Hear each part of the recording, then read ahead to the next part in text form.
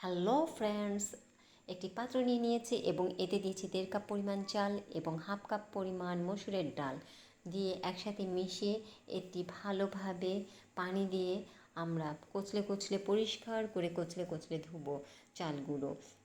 এই চালগুলো ভালো করে পরিষ্কার করে ধুবো যতক্ষণ পর্যন্ত এরকম ঘোলাটে পানি বের হবে, ততক্ষণ পর্যন্ত পরিষ্কার করে ধোবো। যখন পানিটা আমাদের সাদা স্বচ্ছ বের হবে তখন বুঝতে পারবে যে চালগুলো ধোয়া কমপ্লিট। দেখুন আমার চালগুলো ধোয়া হয়ে গেছে। এবার এই চাল ডালের ভিতরে দিয়ে দিচ্ছি তেজপাতা, এলাচ, দারুচিনি এবং কালো এলাচ।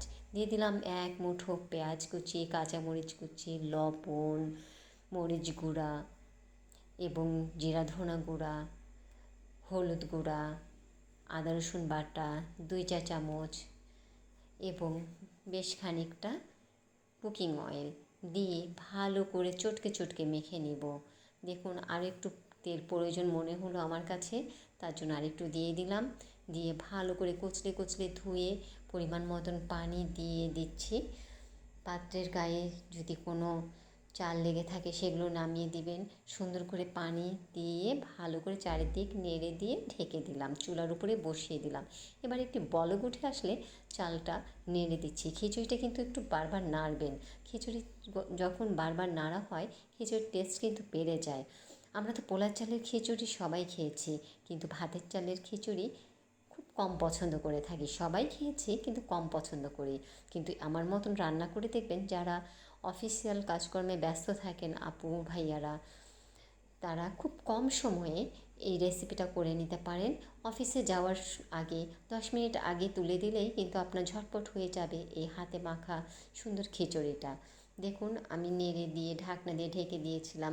এবার আবার ঢাকনা তুলে আবার নেড়ে দিচ্ছি। দেখছি পানি অনেকটা কমে গেছে। আবার নেড়ে দিচ্ছি। ভালো করে নাড়তে হবে এবং লবণ চেখে দেখতে হবে যে লবণ ঠিক হলো কি না।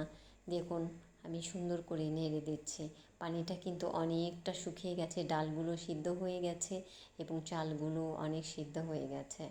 এবার এগুলো চারিদিকে সমান করে দিয়ে ভালো করে আর একটু আমরা এটাকে ঢেকে রাখবো কিন্তু ভালোভাবে সিদ্ধ হতে দেওয়ার জন্য, যাতে এখন দেখুন পানিটা আরোটা টেনে নিয়েছে এবং খিচুড়িটা বেশ মাখা মাখা হয়ে গেছে।